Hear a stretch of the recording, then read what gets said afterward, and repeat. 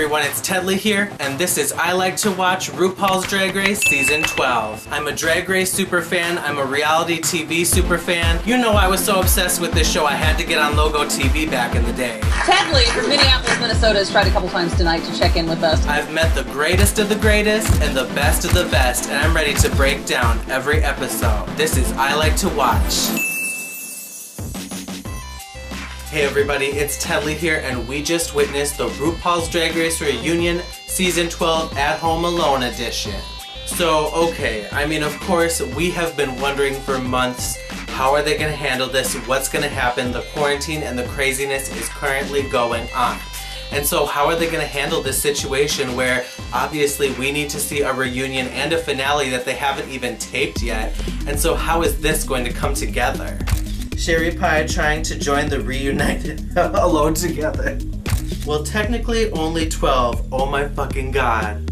Technically only 12. I can't. So shady. So much of this has not gone the way I expected it to go. For example, I imagined when it got to the top 5, they would eliminate, like, do a filming of all the queens going home and then choose post-production who went home. Surprisingly enough to me, they did not do that. They had a bottom 2 going into the final 4.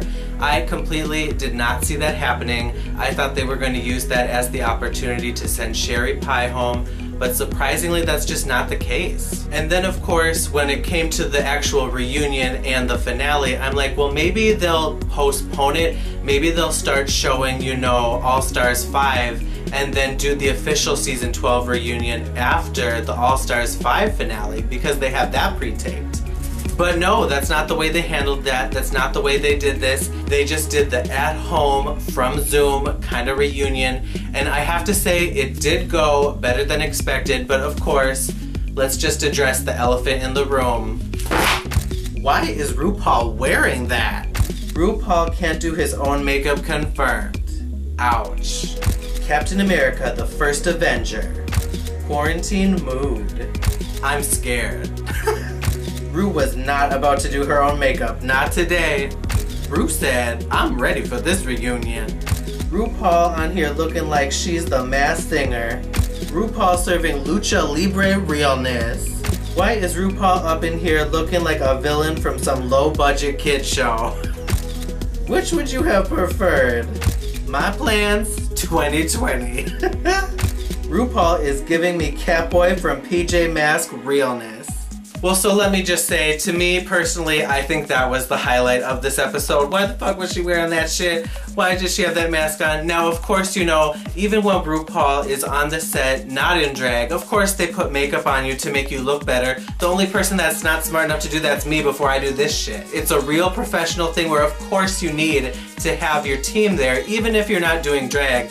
Every celebrity has a team to look good. Men, women, drag, not drag. You just need to look good, period. The fact that clearly he must be in Wyoming, you know, in the fracking farm or whatever, but so clearly he doesn't have his team there, which is good because he's truly doing social distancing. Ru obviously wasn't going to do drag on the reunion anyway because he never does it. He always likes to come as the male interviewing the drag queens. That's just the way it's been. But so why not just, you know, have some, you know, makeup flown in, not, you know, not to do female drag, but just to do, you know, your boy drag, have Raven give you some tips. I'm sure she's on Skype or something, you know, available. I definitely see why Ru did it, because who wants to go on the TV looking a hot mess, especially if you don't have your team to help. But damn, that was not a good choice. Like, I've worn better crap masks on this show when my face was breaking out. So, you know, I just think they should have probably made some better decisions there, okay? Other highlights of this episode, of course, we saw it all in the background. Aiden Zane had multiple pussycat wigs. All those pussycat wigs, though, they have multiplied. We just got confirmation it was not just one wig, she had multiple. Why she got 5 of the same wig? There they were lined up. There was the episode 1 and there was the episode 2 one. They were all there. They were all readily available to go on her hair. And then of course, I mean, I am motherfucking living for Hello Jan and her whole outfit head to toe. She was coming back with the Michelle Visage hat She was wearing her disappointed robe with her disappointed face all over it, which was fierce and fabulous. And she had her shade button, so Jan was there living her RuPaul's Drag Race fantasy all over again. She was living it, she was having it. You can't tell her she wasn't that bitch. I totally 100% think that Jan got the Chanel edit this season, and I think I said it before, but you know, clearly I'll just say it again, where she's so clearly confident in her drag and herself and presenting in that shit. Why wouldn't she be at the top? Hello? But so then it wasn't happening, then she was like super disappointed. And so yeah, that was her getting the Chanel edit realness, but you know what, she'll come back, she'll be legendary. I truly think that Jan is in it for the long run as far as drag's concerned. So let's just keep a watch out for Jan.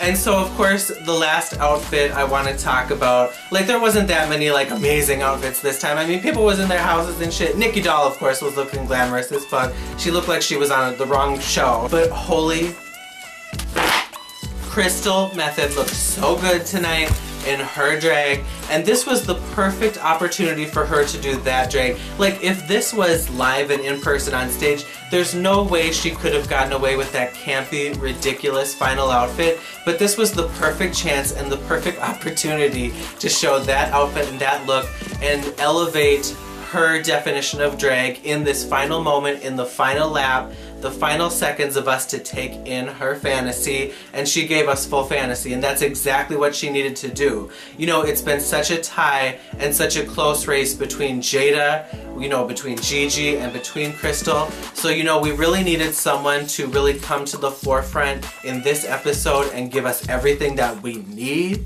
and Crystal Method was here to do that in her drag. They didn't give her too many talking points, you know, this episode, this reunion, but damn, that outfit was so perfect, so beautiful. It was the best use of this opportunity, of this alone together realness moment.